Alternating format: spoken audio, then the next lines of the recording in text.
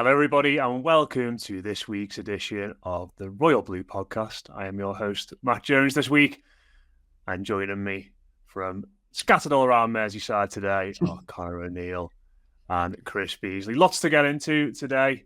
From an Everton perspective, of course, Carabao Cup win, Carabao Cup draw, and a big game against Brighton on Saturday. But just before we do, I thought we'd give our listeners just a little note about a new magazine we've got coming out here at Reach.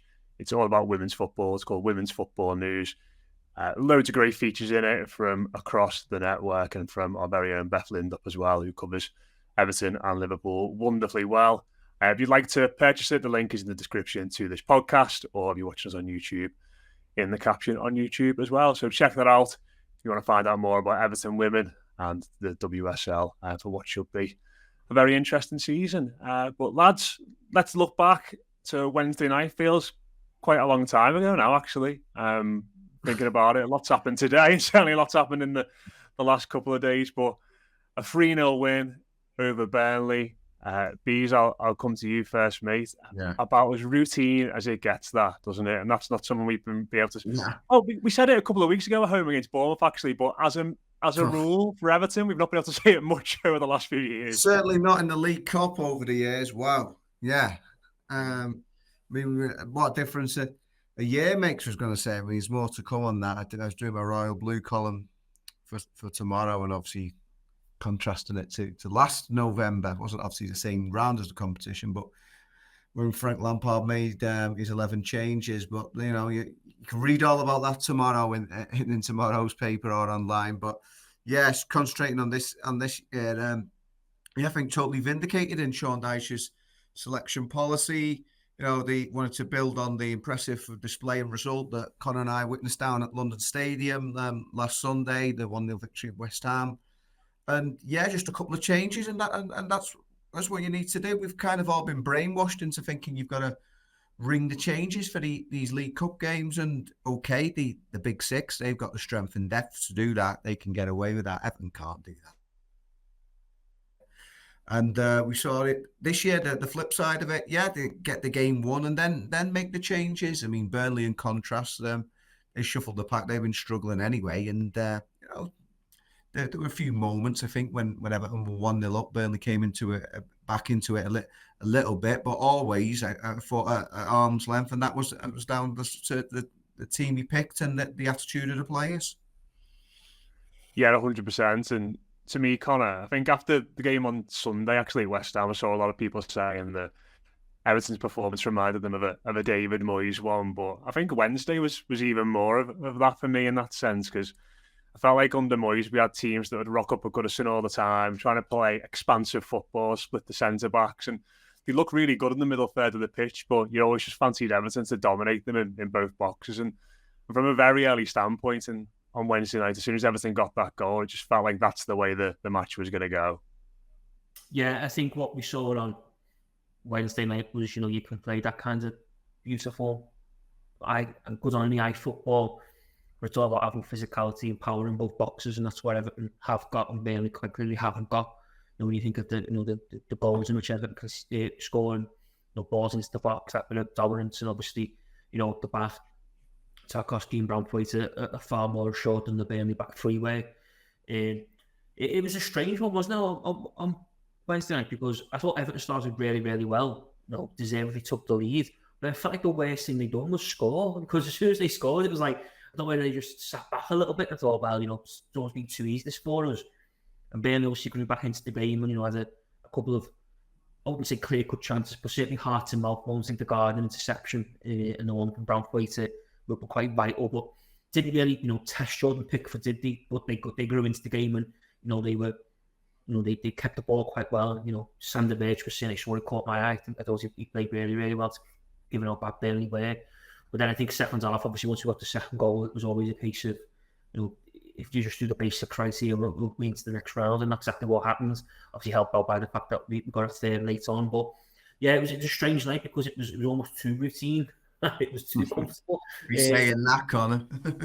And to be fair, I mean, you look at these things differently once you become a journalist and you start working at matches in the sense of once you scored that second, the freedom of being able to write your copy, so like you're ready to go for late deadlines is a lot easier than sitting there at 0-0 or 1-0 and Everton holding on. So it was a double whammy, I think, on Wednesday night to being able to sit back and relax for that final half hour of get everything, start writing anything, and obviously, knowing that you're the quarterfinals.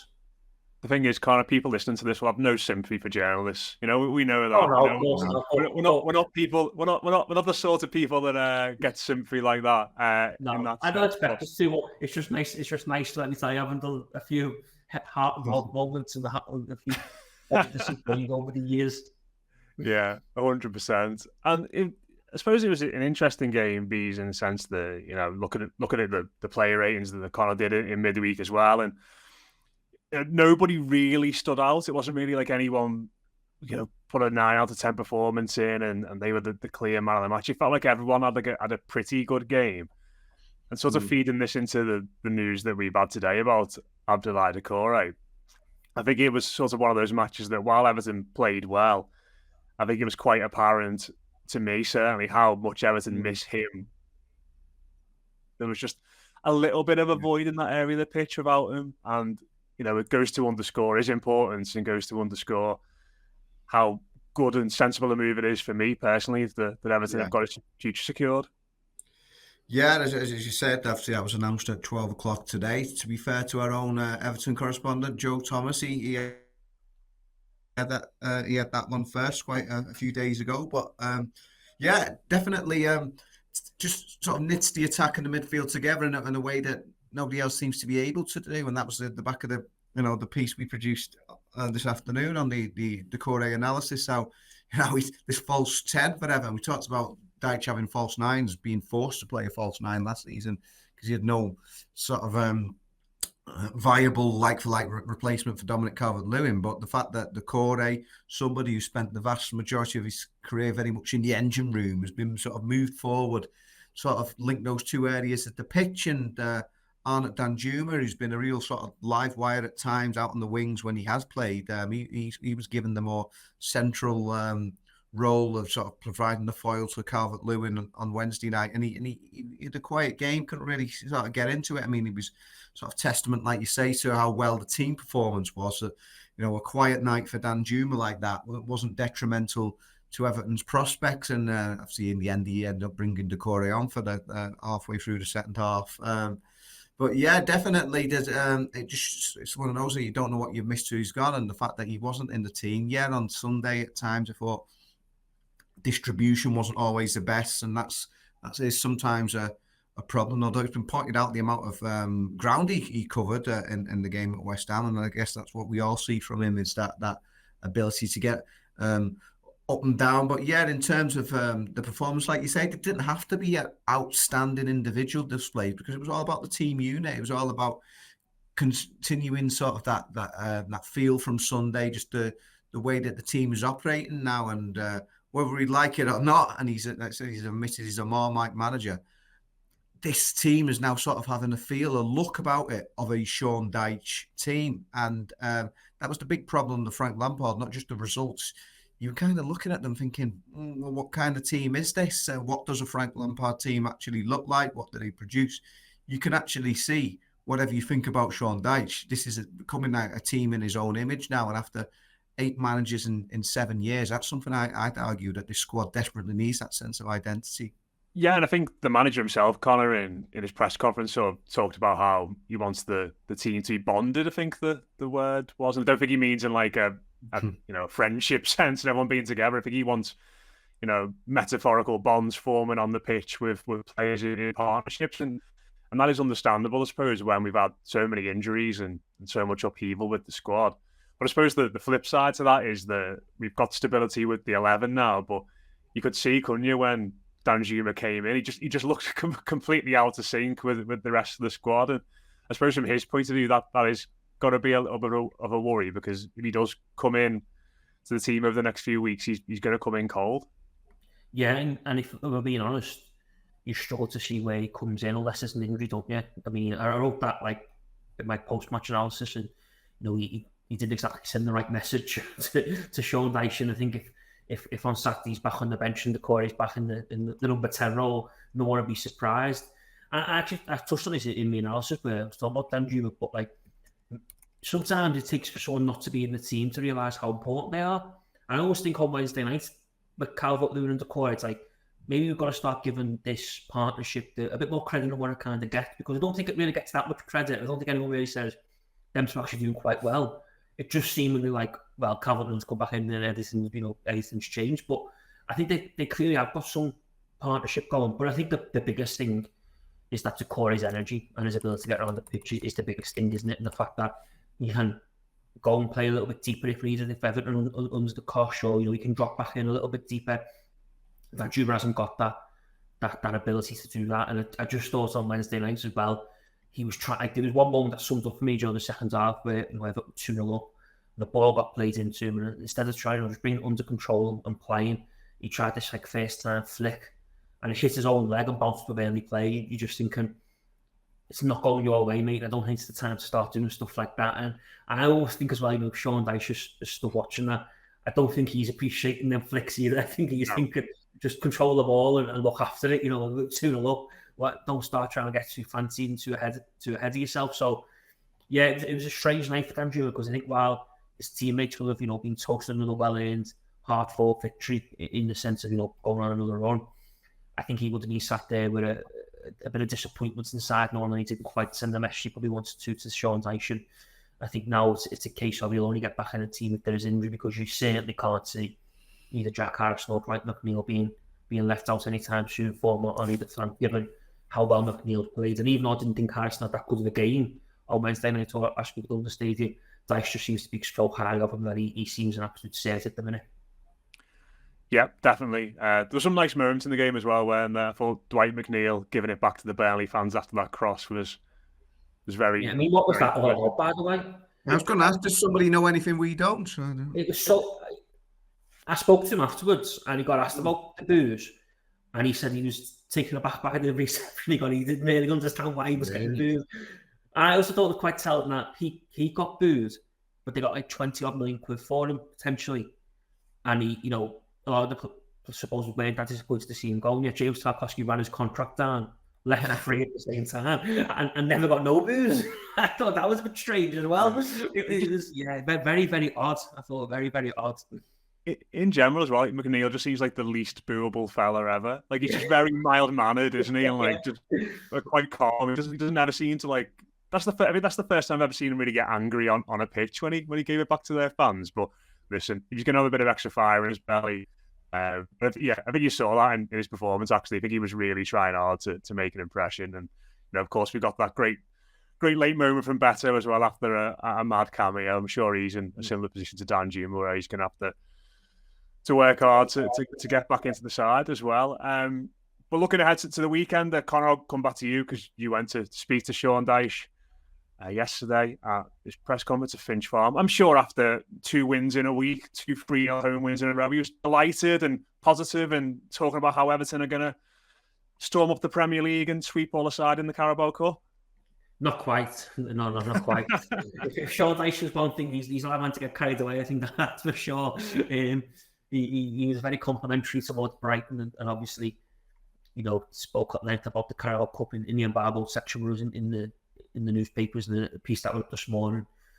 Spoke about the fact that that's the first time they've reached the quarterfinals of the cup competition as a manager, of course, and how difficult it is to prioritise the cups, to go for the cups as well as the Premier League, given the demands and the business side of football. But when he was asked, if he felt like the Carabao Cup was open enough for him almost in his side because of the teams that have gone out in the quarter-final draw, he shot down them claims and then basically said, no, you've got to still carry on playing to potentially, nothing's handed to you on a plate.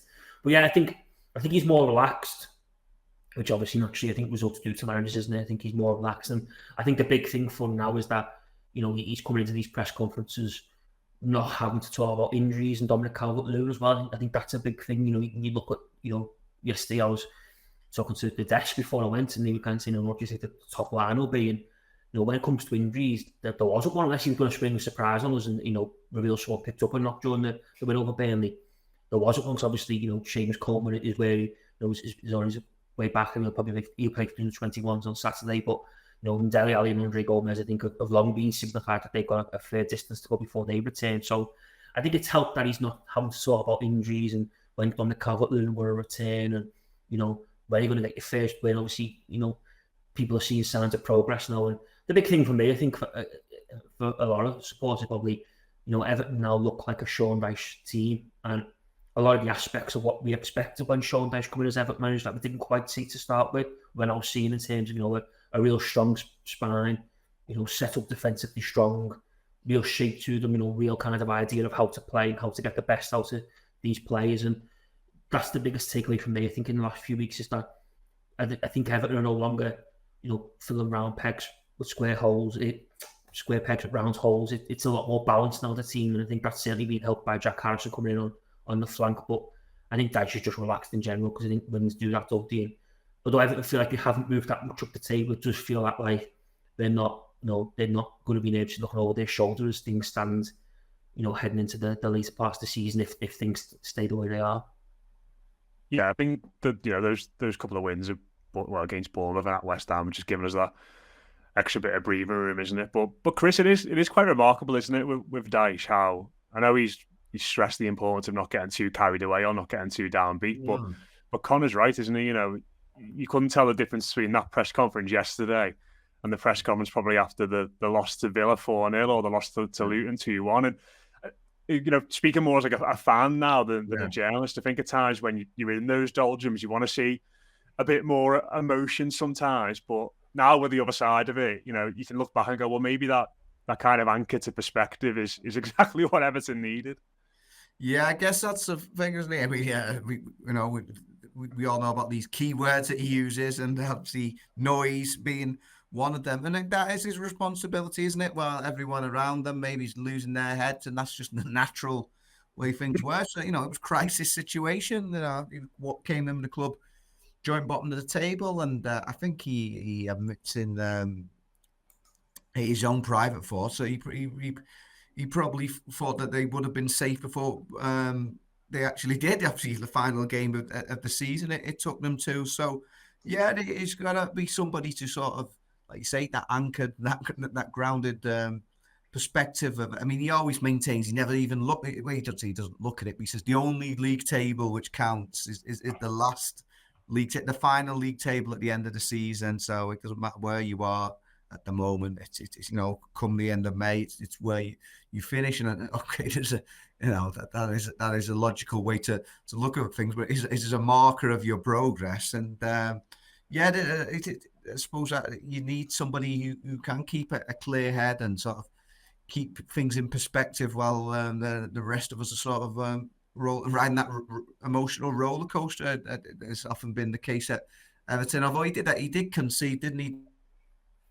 Yeah, he reckoned that his 9.5 years at Burnley had about one booking him from Turf Moor. What he reckoned is about at least 3. I don't know if that number's going up now at Everton as we speak. So yeah, behind it all, I'm sure he does feel it, but he's good at sort of putting that brave face and all that stoic sort of expression and keep things on the level. I guess that's a good trait, isn't it? In a manager, you don't. I mean, we sometimes say we like obviously them that he's capable of showing passion at times. He's not robotic in that respect, but yeah, just not getting too carried away with the victories and not getting because when you are struggling, you need somebody to be there motivating the players when perhaps they need picking up. So yeah, that's what we need to get used to him. And like I said, that I think after all the change and the state of flux that they've been at the club, it's just nice to have somebody like that, just keeping you grounded. So yeah, I mean, in terms of perspective and looking ahead to Brighton, I suppose last year, Connor, we couldn't really get a game that was as high and a game which was as low when you look back in January. Obviously, at Goodison, losing 4-1 and conceding what I will maintain is the worst goal in Everton's history. The Pascal Gross score. That was just horrendous. And then fast forward a few months later when all felt lost, we went there and absolutely smashed them 5-1. So two very radical ends of the spectrum. But how are you feeling about this one, looking ahead to Saturday? Because it feels like one of those games that going back a few weeks, you would have looked at and gone, us at home, not ideal. Brighton, pretty good. But there's a bit of confidence building now. And from what I can gather, speaking to fans, looking at social media, there's quite a lot of Evertonians that fancy this one. Yeah, there is, which I think is always dangerous, isn't it, when it comes to that? Unfortunately, this never really ends well. This does it when people start getting really confidence and expectation begins to grow. But no, I think tomorrow's a really good chance for Sean Dyche and Everton in general to show that they have turned the corner and that they are capable of putting results together and build real momentum, and not having a case of 2 or 3 steps forward, 1 step back, 2 or 3 steps forward, 1 step back. Because I think, Brighton, we all know good opposition, a good team, but certainly beatable. I think they've been a little bit flaky, haven't they, this season, Brighton? I think they've shown signs where they've been really, really good, but they've also had, Aston Villa away when they got absolutely smashed. Was it 5-1 or 6-1? Was it 6-1? Yeah. Yeah, they've had games where they've looked at really flaky. And, even when they played Liverpool, they drawn 2-2, but for 20 minutes Liverpool could have got 2 or 3, and they had them on the rope. So I think tomorrow will be a really good benchmark to see how far this Everton side have come. But I think, when you look back to that January game, I think the biggest thing is that we're only 11 months ago or 10 months ago. Is there's just that much happened in that time, which is incredible. But interesting, talking to Dwight McNeil, I asked about that. Is revenge on the man? Because obviously that was a pretty damaging result, and that nearly a catastrophic, end in terms of relegation. And he was like, no, but he did reference the fact that he said that things are very, very different now. He said we were in a very difficult place now, but that's not the case anymore. So I think that's quite interesting in the sense of, perhaps Everton went into that game against Brighton not in much confidence and knowing that the manager was perhaps on the ropes in terms of getting sacked. This time around, it's the cookie tops. Obviously, they've had some really good wins. 5 out of the last 7, building a bit of momentum. And I think now is the time for Everton to start winning games at home, because I think the problem they've become this season, they're really, really good on the road, but not very good at home. And I think, they've got to get back to making Goodison a real fortress, because that's where, if you want to be a comfortable mid-table team, which Everton do, that's where you need to pick up your bread and butter.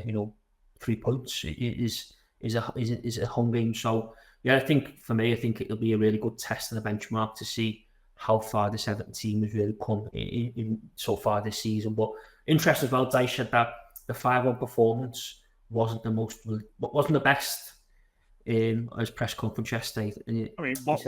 What was better? He said, obviously, which I understand now when you think about it, he said beating Bournemouth on the final day for the ramifications that it meant. I'm not sure I'm buying that, but I guess I'll guess what he means. Yeah.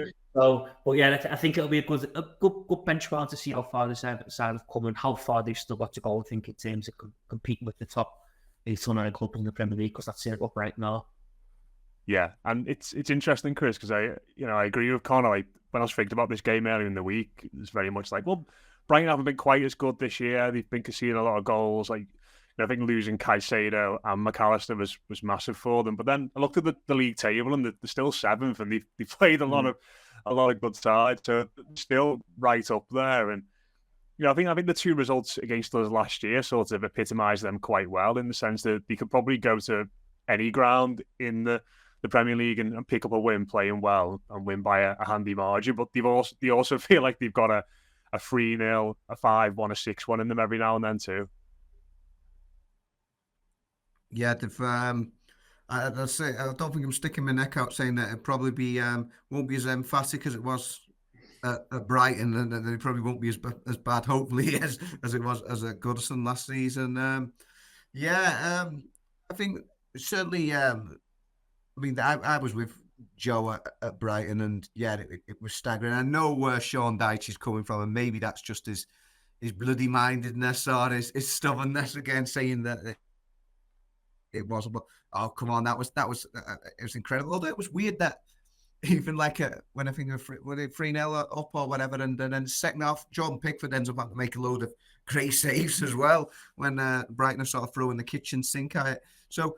No, Dyche did a number on them that day. He whatever it was tactically, he'd identified it and was able to do an effective game plan to counterbalance that. And obviously, it was an emphatic look, because he kind of just I think that was so big in terms of the feel around the relegation fight.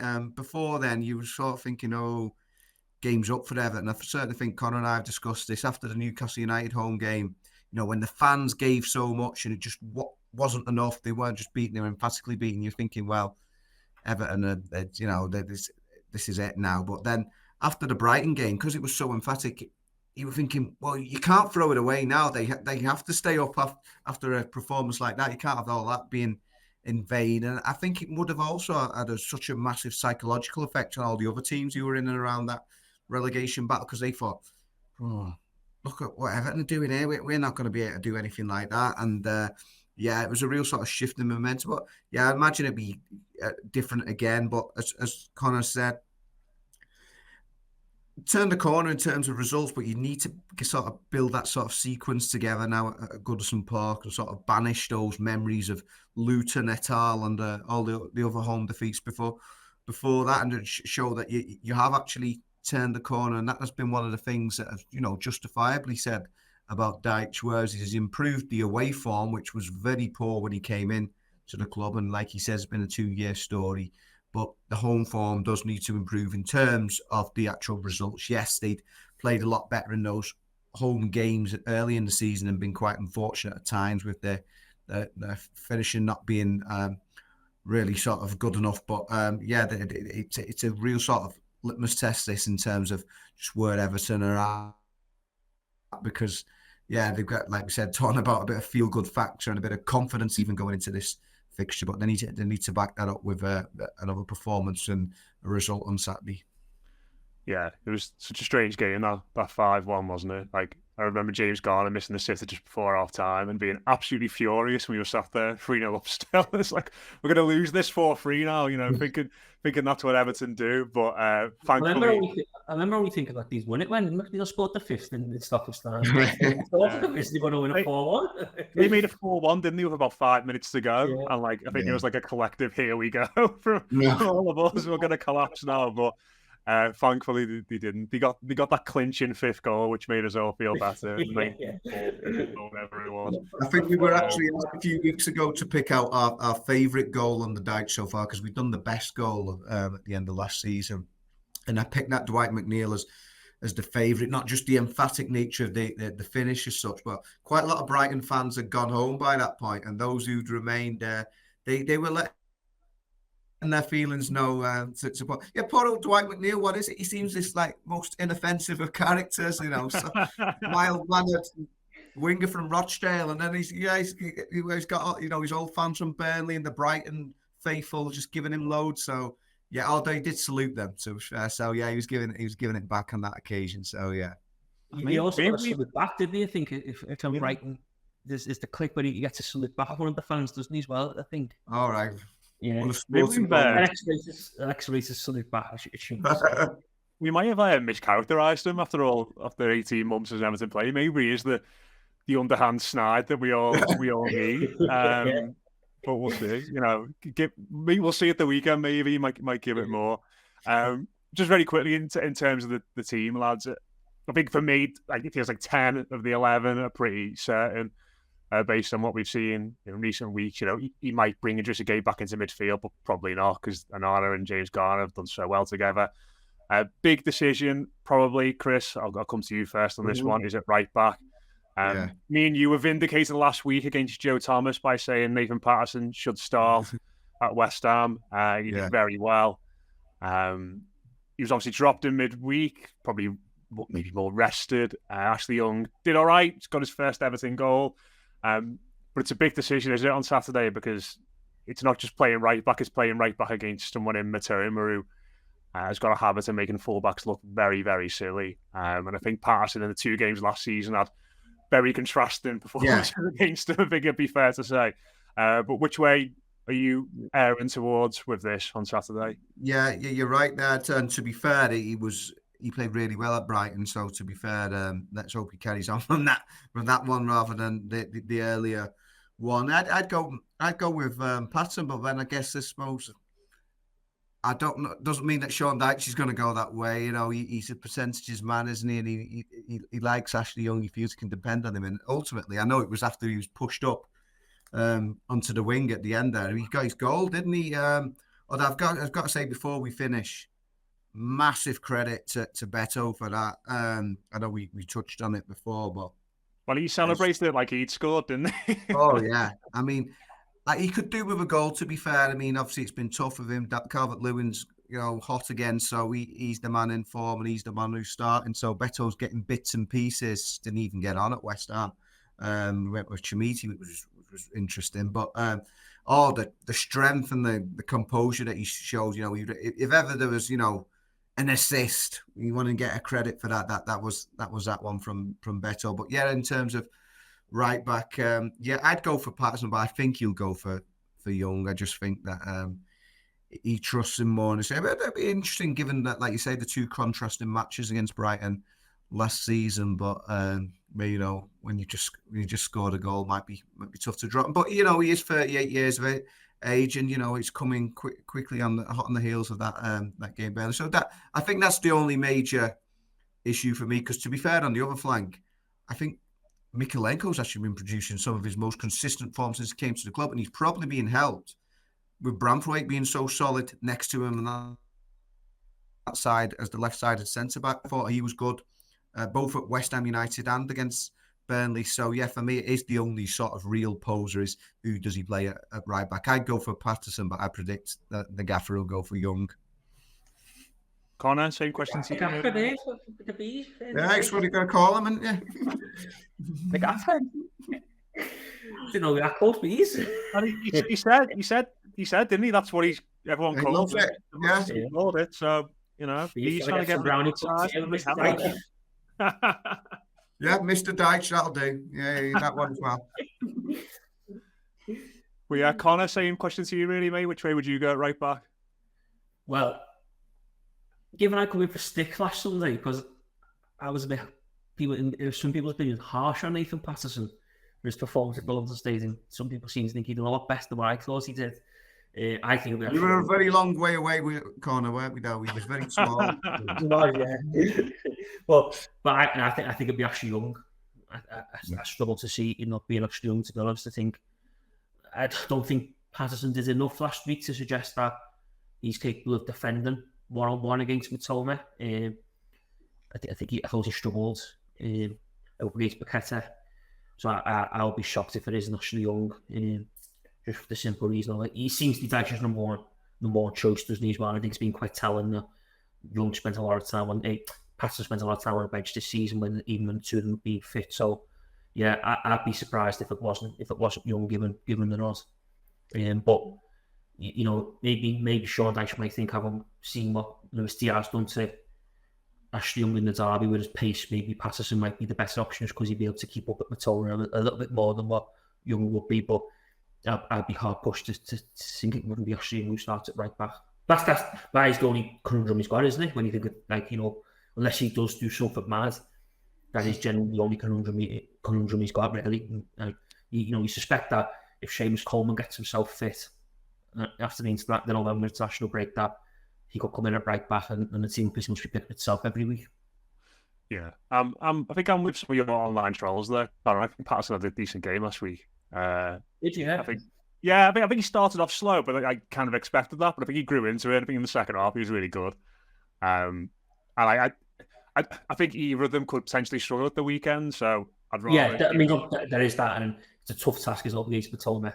I think I'd rather give an opportunity to Patterson, who played well, winning a clean sheet a week ago. If he has a tough game, he's going to learn from it. You'd hope going forward, but listen, he could come in and play really well too. So we'll have to wait and see there. But I think one battle that is quite interesting. Is Branthwaite up against Evan Ferguson. Yeah, he's a good player. I think Branthwaite has obviously done really well, and there's probably no bigger fans of Branthwaite than us on this podcast. You've been long backing him now, but obviously I think the world knows how good he is now thanks to some match today analysis. But just tomorrow, I think he'll be one of the toughest opponents Branthwaite's faced, isn't it, Ferguson, in the sense of how good he is, how young he is, how athletic he is. So I just think it'll be really interesting tomorrow to see how he copes up against them, because I think that's could be his toughest test to date. Yeah, could be a battle we'll see for a long time in the Premier League. That one, it feels like, given our Or teammates eventually along the line somewhere. Yeah, yeah. But it's that time. Let's do predictions again. Connor, I'll come to you first. Did you predict we'd win last week? Yes, I did predict that we'd win last week. Yeah, so did I as well. Yeah. So continue this form. Hopefully, I'll just see you going on Saturday. I think Everton will win 1-0. I think it'll be tight, cagey, but I think the Blues will just nick it with the home crowd behind them. Lovely stuff, Chris. Yeah, I was thinking along those lines, but then I was looking at that. There always seems to be a few goals in these fixtures, so similar sort of theme. But I was thinking 1-0, but I'll go for 2-1 Everton. There we go. 2-1 Everton was going to be my shout as well. I can see us coming out the traps and getting a couple of goals, but it wouldn't surprise me if we tied late on here after the game in midweek and them having a rest and them inevitably having loads of the ball. So maybe they'll get one back late on. But I think we'll see it out. I think we'll see it out. Go 5-1, no? No 5-1. No. I mean, who? You never know with this fixture, do you? But yeah, I think the Blues will get the business done tomorrow.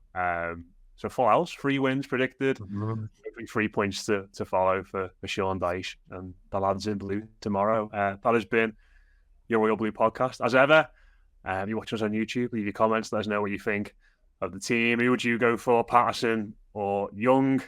What do you think about Doucoure's new contract and anything else going on with the Blues at the moment? But we'll have a full change squad on Monday. I think it's Wheelo, Joe, Thomas and Gav. They'll be back to reflect on hopefully a big win for the Blues. We'll speak again soon.